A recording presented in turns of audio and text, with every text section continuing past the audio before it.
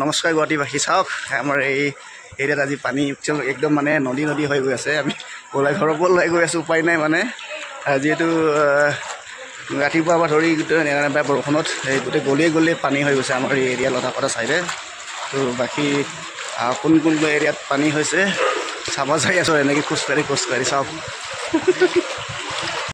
এই গলি ফালে আমাৰ যোৱা ছাইডে পানী চাওক কিমান হেৰি আছে। মই চাওক মোক চাওক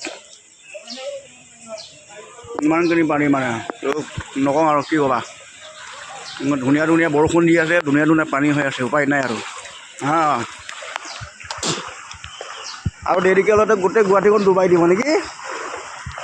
ধুনীয়া বৰষুণ দিছে, পাৰিব ধুনীয়া হৈছে না। উপায় নাই আৰু দে এই চালা কি কৰবা, গোটেই পেনে চেনে তিৰিয়ে গ'লো মোৰ দে। তাৰপিছত একদম এইটো ৱাললৈকে পানী হৈ গৈছে যা, আৰু অলপ বেগি হেৰি হ'লেও ৱাল চোৱাল ভাঙিয়ে দিব চা।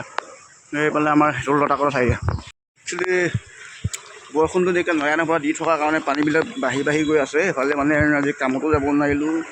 মেইন কথা মই যিটো বাহন কোনো এই বাইকখন ইফালে ক'ৰবাত সোমাই থ'লোঁ, পানী চানী সোমাইছে নেকি তাকো চাব পৰা নাই।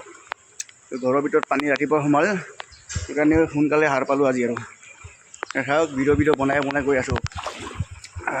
কি ক'বা, যিহেতু গুৱাহাটীৰ সমস্যা চব প্ৰতিটো বছৰে এনেকৈ হৈ থাকে আৰু ঘৰৰ ভিতৰে পানী সোমাই গৈ আছে। আৰু ইফালে চাওক এইফালে ঘৰৰ ভিতৰত পানী সোমাই গৈ আছে, গোটেইটো ডুবাই দিলেই চাৰ বাকী আমাৰ ঘৰবিলাকেও এতিয়া পানী সোমাইছে। চাই লওক আপোনালোকে কেনেকুৱাকৈ পানী, কি জোচত পানী আহি আছে চাওক।